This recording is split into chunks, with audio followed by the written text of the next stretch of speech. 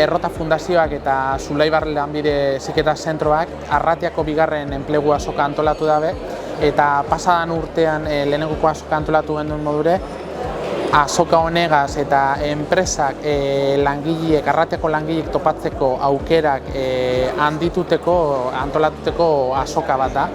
Arratiako edozein enpresak aukera posibili dauke ona azokara gerturatzeko, bere maila ipinteko eta aukeri aprobetxatzeko bai Zulaibarreko langileek ikasleak ezagututeko, eta baite Arratiako edozein langile, edozein pertsona ezagutzeko aukera. Guretzako inguruko enpresak hemen egotea, ikasleak ezetutea, eta eukin aldaur izan aukera guztiek, zentzu guztietan dire guretzako berazgarrik, ez? Ikaslea motivazioa bai, areagotuten da, dekezan aukerak bertan dekezelako, ez? Eta inkluso elkarrizketak egiteko, arpeiz ez, edo gertutasun hori, eta guretzako importantea ez, beharrezkoa da. Bueno, nosotros estamos aquí porque somos una empresa que estamos aquí mismo, estamos en Aránzazu y normalmente estamos en búsqueda de fresadores, torneros, soldadores, caldereros, mecánicos, porque hay bastante escasez.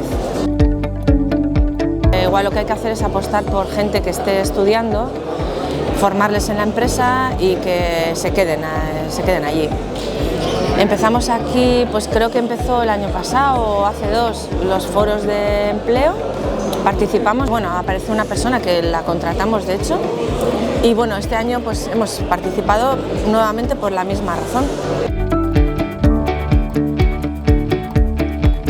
Zualtzara joan pentsetan zure etorkizunean ze enpresatarantza edo ze lan mota nahi dozun eta ja badeko zu base bat enpresa bakoitzean zer egiten dan edo zer egiten dauren, orduen klaru hau aldozuekin norantza joan, non bota kurrikulun edo ze enpresatan nahi duten interes handiago ipini eta zeinetan ez tegoten nahi beste interes. Eta ikuste dut dela oso positiua edo gauze una cosa fundamental azkenean. Zulaibarregaz bete eukin dugu harreman handia eta estua. Urtero hartzen dugu ikasleak, bai atención sociosanitaria ikasi da biena, bai eta, atención sociosanitaria ikasi da bienak eta bete eukite dugu praktiketan.